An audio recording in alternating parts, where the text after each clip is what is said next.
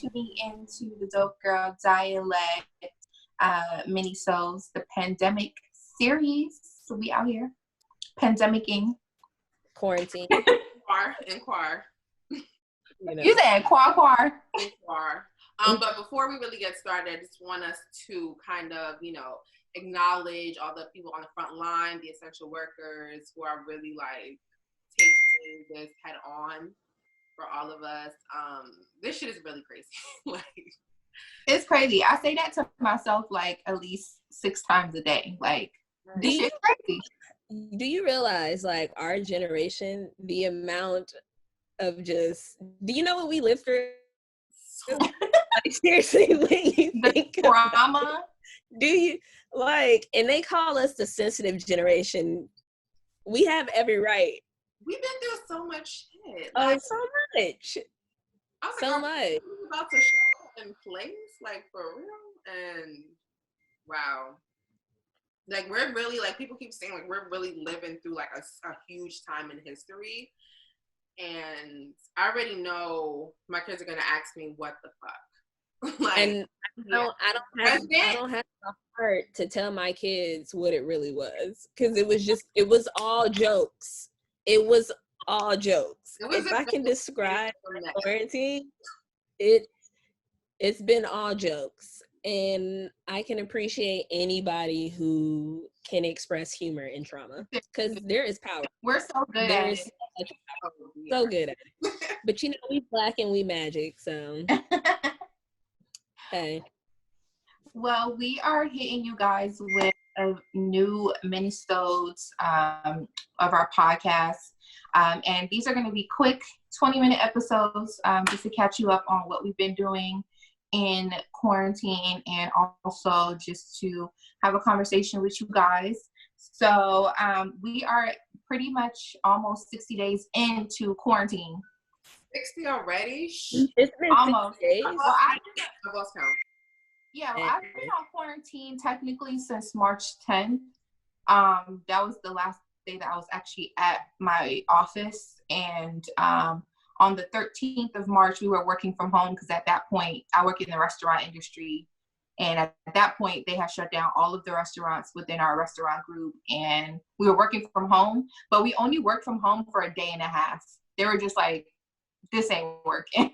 Like, they were like really a day and a half in. They were just like, this is dead. That's funny. Oh my gosh. And it's crazy because literally, we would not be in this position if 45 was not a fucking clown.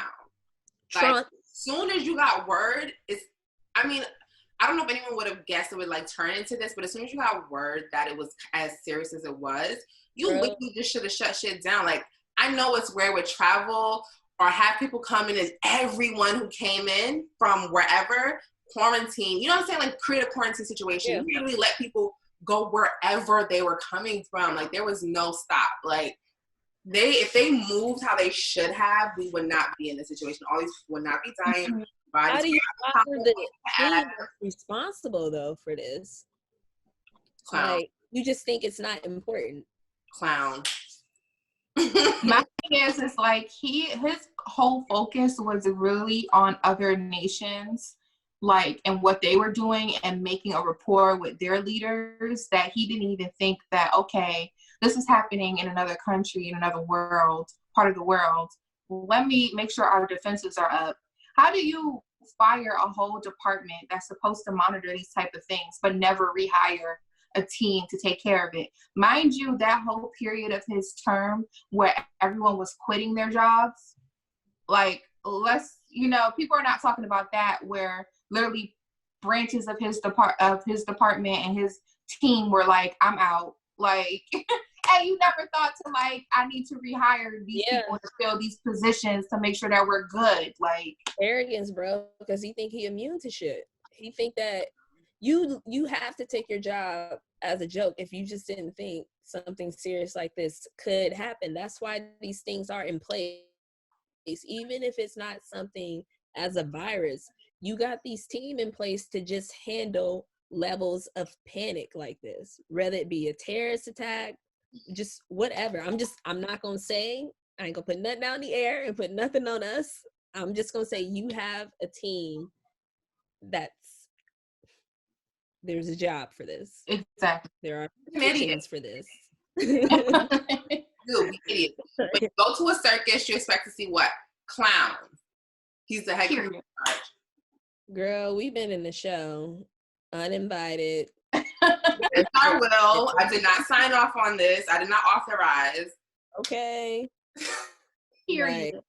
First of all, let's get into these Zoom backgrounds real quick because I'm feeling it, the vibe, the energy, like. Okay. You're giving me Batman vibes. Like, okay, so that was the inspiration. Hold on, I gotta figure out my angles. Yes, bitch. This is the moon over here. Y'all know I'm a Cancer. Shout out to us, Cancer. We are here. You know what I'm saying? I'll give y'all my Cash App if y'all ask. I'm not even asking. I'm gonna put it out there. But over here on this moon, we've got the dope girl dialect, so and then over here, for legal reasons, I am not the group.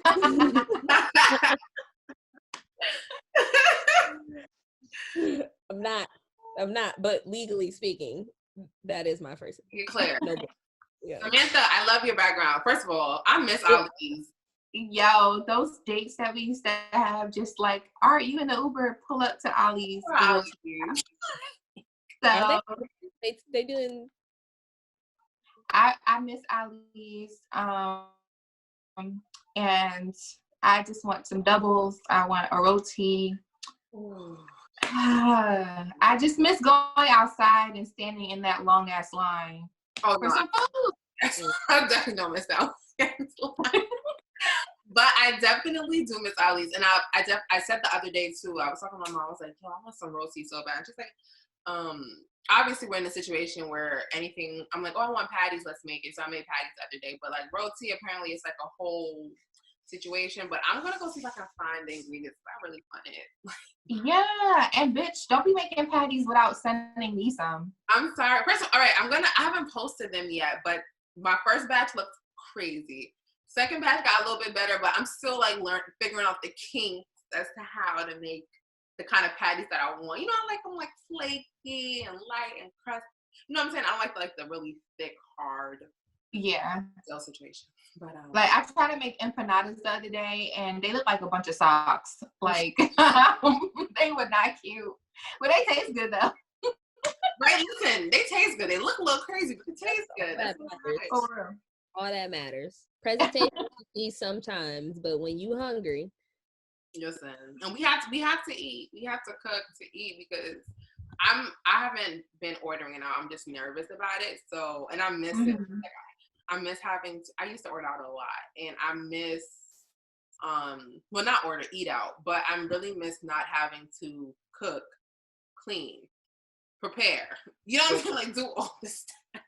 I'm like, am I really not hungry? Yeah, it's really a task, like cooking every day, and then like. Today, like I've been fiending to order pizza for the whole of duration of quarantine, and I have yet to cave because of that fear of like, damn, I have to take the food out of the box. Girl, you just want to. I gotta sanitize the box. I gotta blow up the box before it's in my, I gotta demolish the box outside my apartment. Like, it's so much shit. I can't. Saving so much money though from quarantine being closed because I ain't having to purchase food. When America was open, I spent so much money out. I think majority of my money went to food. Oh, absolutely. Out and about. But now that I'm like stuck in the crib, like. Well, my savings was like, are you sure? I know my bank think I'm scamming. Okay. I'm getting these alerts from my account like, hey, you saved. I don't know if you know.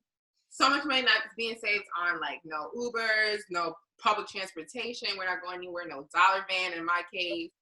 No food that I like to go eat ramen every 5 days. Like I've been saying, I'm hoping I can keep up this habit, but yeah, we'll see. I mean, yeah, it's a necessity, and it's also like I was talking to my friends too. Like, I don't even know when outside of officially opens back up, I definitely don't want to be in the first wave of people. However, if work, I need to be, we're expecting me to be there, I'm gonna be like, really? Because I'm so nervous. We don't know what's going on. Clearly, no one still to this day. There's still always like new symptoms, something that they're finding out. No one really knows what's going on. Version 2.0, 6.3. So I'm just like, and then there's a second wave coming. I'm like, okay. Yeah, definitely be smart about, you know, your choices when they do decide to reopen the streets, because honestly, until there's a vaccine, until there's a available test that, you know, isn't going to run out, there's no point for you to be rushing out for what? Like, everything is going to be modified in some type of way, so you're honestly not missing out. And I feel like people are being, you know, innovative. Like, look at us, we're doing a virtual podcast right now. Like, people are finding ways to connect. So I think that hunger and that thirst won't really be there for a lot of people, I would hope, so that they don't have to, like, I don't think so. Like, I think like some people are used to like complaining about shit, like, oh, I need my nails done. Oh, I just want to get a wax. And like, but in reality, are those things important? No. Like, you can deal without that. Like, you can do without that. People wanting to see their families, I feel like it's the most important, and like those interactions are key. But like, I'm not pressed to go to fucking, you know, whatever to get a drink. Like, I'm not that pressed. Like, I've been making my own cocktails. You're not, but there's a lot of people that are. People are still like, did you see the video the other day with all them people in that party? Like, but people are not understanding the significance, the weight that all of this holds. Like, this is really serious, and y'all are really out here in close quarters. First of all, that was too many people. I feel like people, once they hear like, okay, outside's open back up, people have been itching to get outside. So I personally feel like it's gonna be, I think it's gonna be madness. Like, if they don't figure out a way to let people kind of ease out and have like an actual plan of action, I feel like we're gonna be back in shelter in place. We're back in quarantine because there's really no. We let y'all out. And I'm curious to know, because, you know, well, not right now, but when they closed America, we're all three in New York. I left New York like the 15th. I was not playing. I flew to Ohio, and I figured if the world was going to end, you know, let me be at home with mom and them, because I come home and, you know, might as well. I'm home like maybe once a year. So this is probably the longest I've been home.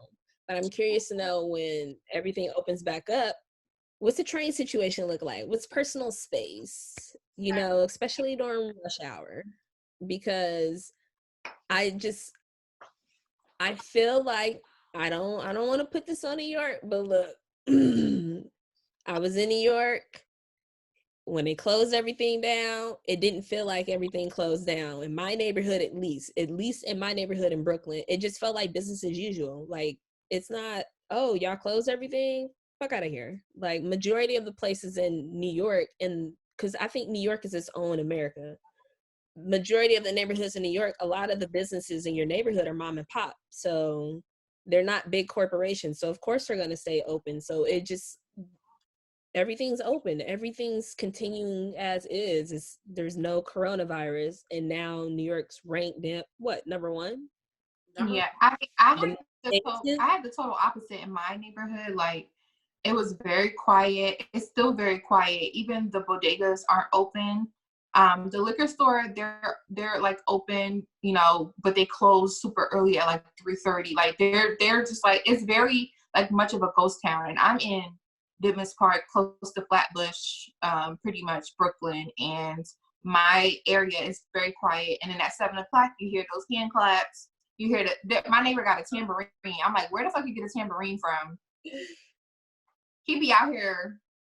Look, you got even it up, tambourine, and everyone out here helping. I'm just, it's literally like, it's good. That's good, because like, at least in my neighborhood, it just didn't feel like they were taking it serious. So I'm just like, y'all gotta move with more caution with just Stay home. Yeah. Stay home. I think home. It took a minute for it to hit a lot of people. Like I feel like it took a long time for certain groups of people for it to register and for them to understand the levity of like this type of disease and its effect on people. And I think people don't want to lose out on living their life. Like it's so scary to me to realize like, dang, like I'm losing like crucial parts of my year. Yeah. To this day. But then it's also too, like I have a coworker who just had a baby, her first baby in quarantine. You know, I've had people who are missing milestone birthdays. She ain't gotta use not a maternity leave. No, not at all. I'm really convinced that she is legit blessed because I'm pretty sure that they did not start or activate her maternity leave. Like when she go back to normal, then her maternity leave will probably start. Like she's lit, but like shout out, she's super lit. There's other people are like missing out on like milestone birthdays. You know, weddings. I'm supposed to go to a wedding in June. I don't know if that's still going on. Like. It's just a lot. I get it, but at the end of the day, do you want to be alive or do you want to go to this event literally and not be here? Because at the end of the day, these are events, and I want to stress these are events. We can plan these and we can reschedule. Yeah. Period. Except for the pregnancy one, you can't. Yeah. Not the pregnancy. That baby be coming out. You know that baby gonna come when it want to, but you wanna be here for that baby, and unfortunately, you won't be able to share that moment with people. But you can be creative in how you can. Mm-hmm. Look, yeah, it's literally life or death. So people can't come to your wedding. There's Instagram, there's Zoom. Unfortunately, it's starting to get a little played out, but I mean, think outside of the box. You know, the gesture is as grand as you make it, or as important as you want it to be. But these are events. These are events, and I would rather be here in 80 plus years. Exactly. I would just rather the Lord take me before he take it all. That's true. Because look, you know, global warming. I'm not trying to be here when shit hit the fan. I'm not. Day after tomorrow, I've never seen the movie, but the trailer scared the shit out of me, and I'm not trying to live in it. What Miss Titanic scared my ass. So, take me first. You know, when the trumpets go off, you know, I know to wait, but I know that's when judgment is coming. But I'm just saying, like, listen, we even have locusts. Don't we have locusts somewhere in the world? Yeah. I personally, we've all seen Jeepers Creepers. I don't even know what's going on. But it's crazy. I mean, granted, like we're like living in this like situation where, luckily, because people are losing their lives literally for something that could have been prevented. There are some good people out there, which brings me to my dope person of the Minisodes. So I have to read off my phone. Bear with me. So for this Minisode, our first dope person is actually Frederick Joseph. He is at Fred T. Joseph on Twitter, and he's out here doing good work. Samantha actually knows exactly why. We got a testament. Yes, I can attest to Fred's good work. So he is a gentleman online who started a campaign against for rent relief because in New York and many other states we don't have like a law prohibiting for rent payment during the quarantine. A lot of landlords are still charging, and you know they don't have that ability to send out eviction notices for residents, but a lot of buildings are not really giving folks, space to not pay rent during this time. They're still anticipating, they're still sending invoices. My building particularly is still sending invoices. And in my situation, we were already in housing court. So because we have a pending case, which is on halt due to the quarantine, I'm not able to ask for deferment, which you should be asking for if you are in a place where you're like freaking out about rent. Talk to your landlord if they didn't formally already send you a letter and ask them for deferment on your rent. They should be deferring for the time of the quarantine for rent payments, and you should be good to go in terms of that. But do speak to them, call them, be proactive. Don't wait for them to say the word, because most of these motherfuckers, they're not about to help you at all. So he's been tweeting, and he started a GoFundMe to raise funds to help people pay rent, also get groceries during this time. A lot of people like myself are still waiting for unemployment benefits.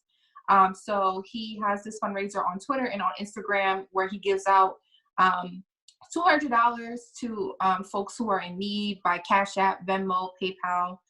It's very quick and easy. You can just basically tweet him or, you know, message him and let him know your situation. And if he gets to you, he sends you $200.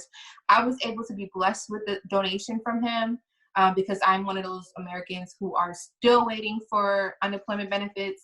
And it's helped me a lot to like relieve stress in terms of buying food, you know, whether or not if I should pay my phone bill or if I should pay my internet, or if I should actually give money to my, you know, landlord this month. Like $200 is small, but it's definitely something that will aid, you know, your mental. Like I'm personally like, I'm not freaking out, but also I'm kind of like, damn, like thinking about my future if this shit does last until pretty much the winter of 2020. Like that's the reality. And he's one of those people that's very much just working for the people and trying to get the message across to get rent relief. So Fred, you're a real one. Like your girl was able to make some ugly ass empanadas because you gave me $200. Was it food in your belly?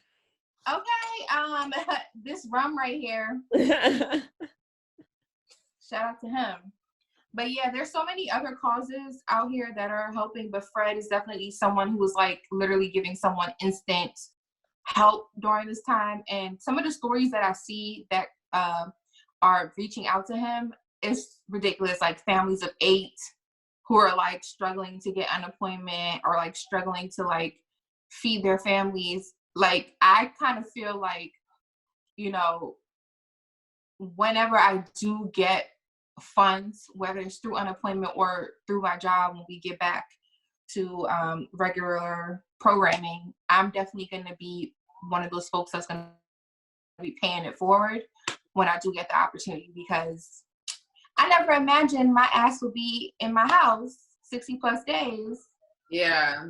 But I mean, counting macaroni in the boxes. Like, it ain't bad. But shout out to all the good people, just like out here, just like I love that we're seeing like the good in so many people, because you know we're all like going through this at the same time. Like we're all literally in this situation. And granted, unfortunately, a lot of the Black community, Hispanic community, the Latinx community are being, you know, affected more than others, which is unfortunate, but still we're all living in the same reality. Granted, our quarantines may look different, like California versus New York. People got pools, they're outside.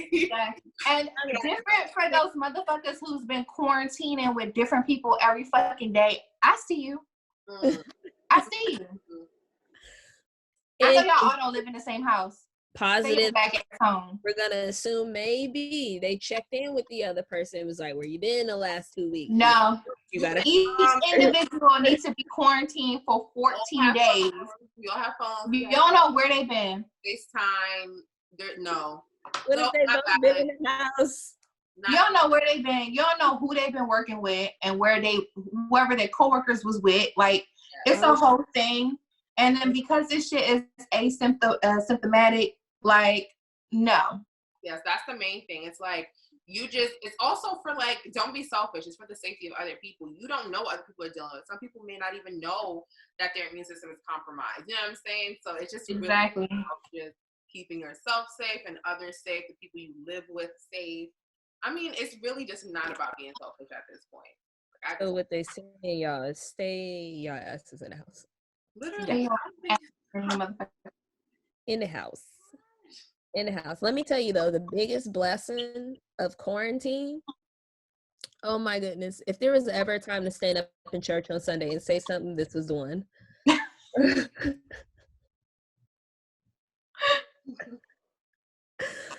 You know, when you go get your eyebrows threaded or waxed and they hand you the mirror back and one of them look a little funny. All the time.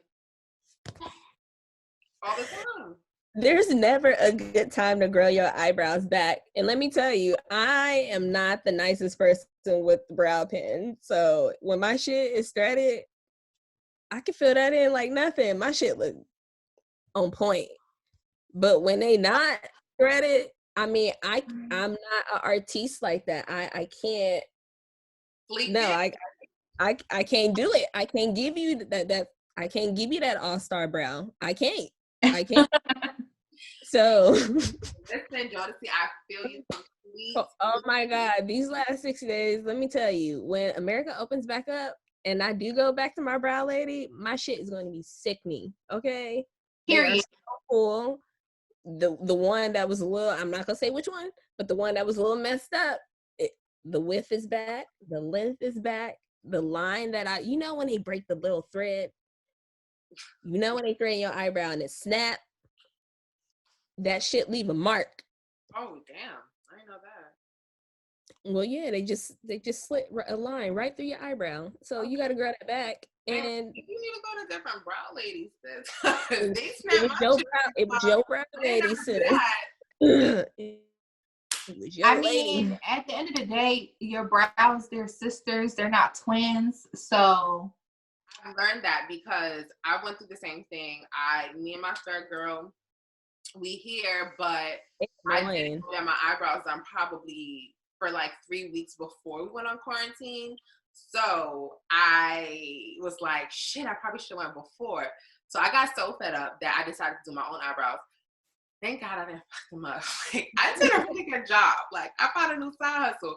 But what I did learn was that you're right. They are sisters, not twins. Because I always would be like, why are y'all fucking on my eyebrows? They look different. But now I really realize they're just two different shapes. It is what it is. Sometimes it's not a case of sisters.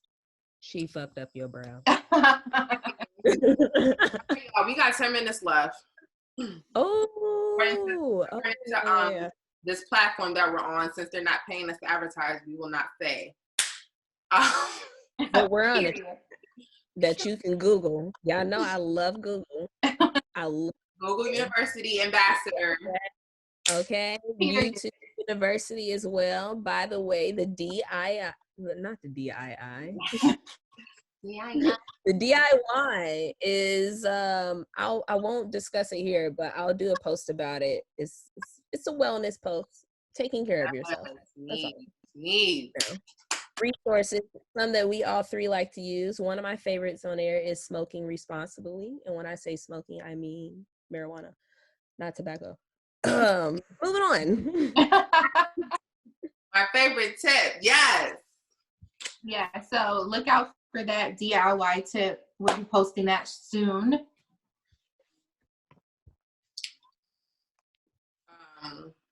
With 8 minutes and 50 seconds left. Is there any? Do y'all want to jump into controversy or no? We can dip into it in quarantine because no one has shit to do. Or we're doing a lot of self-reflecting and there has been a lot of things that have been coming to light in regards to women in the entertainment industry, or just in general, women who've been coming to the realization and coming forth with allegations of rape. And honestly, we just want to take a moment to send support to all of those women who are coming forth right now online. If you are a part of Black Twitter, or if you're a part of the Twitter universe and also a part of a sector that works in the entertainment industry, especially in New York, you've heard of allegations right now of a host of major event, Juicy Palooza, Henny Palooza. His name is Chris Styles. He has been accused of rapes. And rape, I don't know if there's, just to be specific, we know that rape can be a blanket term. So just to be specific, the allegations are really sexual harassment, coercion. You know, so just to make sure that it's just not, because you know when people think rape, they think, oh, someone has been forced to have sex with. It's also sexual misconduct. So it's not just rape. You know what I'm saying? Yeah. That also is a situation where it can get murky, where somebody could say, oh, no, I didn't rape you, but it was something else. It was something unwanted, something, a sexual advance that I did not want. So I think when we're talking about like these, you know, these situations, that we should be like really clear about like, yes, we're using rape, but in general, like it's sexual misconduct and harassment, and it's bad. And also, in addition to Chris Styles, Blogzilla, who worked, I don't really know, I don't keep up with him, has also been accused of sexual deviancy and misconduct, and hindering women kind of growing in the workspace. Women who interned with him, worked with him, all have, not all, a lot of people have been coming forward with their own stories, you know, and experiences about working with him. And it's just really sad that people have to go through, especially when they're trying to build a career, you know, well, just in general, but for someone to kind of use that overuse and stop your bag and everything that you're doing just because you don't want to have sex with them, disgusting, burn them all. Period. That's what happened. Yeah. And it's just like, I would love for, I'm not even gonna say it's unintentional. Some guys just may be like in the habit, like, when can you recognize maybe I'm making this person uncomfortable? Yeah. I feel like these individuals, they know that they are making people uncomfortable, especially when the initial reaction for them is anger and to lash out to them for not like taking on to their advances.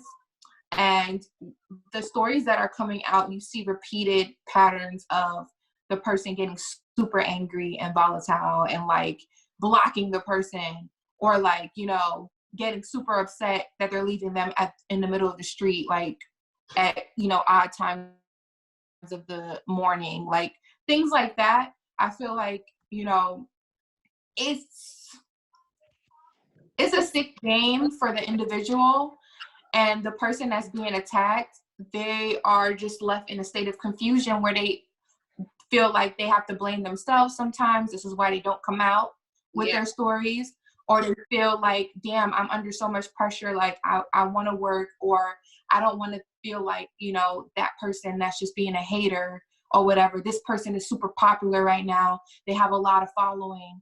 I don't want to say anything that will ostracize myself. It's a lot of things that come into play when these scenarios happen, especially in New York. It's a city where you want to get in, you want to fit in, you want to, you know, do your best. And I feel like people take advantage of that. They take their, you know, they take their status, whatever that is. Like half of this shit, it doesn't matter at the end of the day. We all sit on our beds right now. Your job don't matter, and that's proven during quarantine, because you ain't essential. You ain't essential. You is not essential. No, essential. Is you an essential worker? No. Well, they didn't tell you to stay out on the They shut you down, told you to file for unemployment. Yeah, there definitely is it's a power thing. And you know what I'm saying? It's a power thing. They use their position or whatever it is that they're working on to kind of, in a turn, force themselves, you know, force people to do things for them, or, you know, coerce them, etc. But we have 3 minutes left, guys. Just to okay. Well, plain and simple, fuck these niggas. Ladies, continue to do you. Move in a unit if you can. We safer in numbers. You were supporting. Like, fuck. At the end of the day, if you said no, it's men need to learn. Know better. I don't need to even if you keep asking. If the first answer was no, it was no. And also, let me add that even if you do consent, you have the right to change your fucking mind. Mm-hmm. So fuck these motherfuckers, male or female, that agree, and also the rape apologists, the people who are online trying to make excuses for these motherfuckers. Fuck y'all too. Yeah. I ain't gonna be politically correct. Fuck y'all. That's it. And shout out to the people who, I won't say they're scared to speak up because you just don't know the circumstances of them not saying something, but still shout out to them because I hope that you're supporting your sisters who are standing up and speaking up for you to where you don't have to shine light to the situation that y'all both share, in common.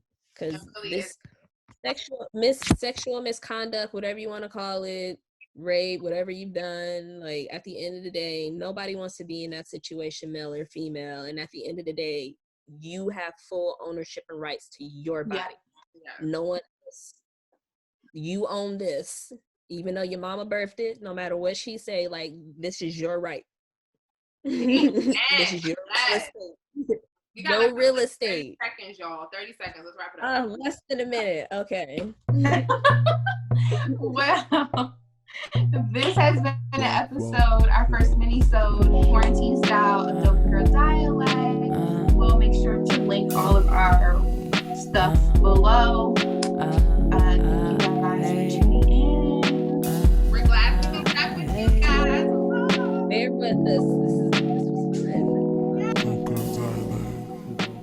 This was fun. The Minisodes. Yes.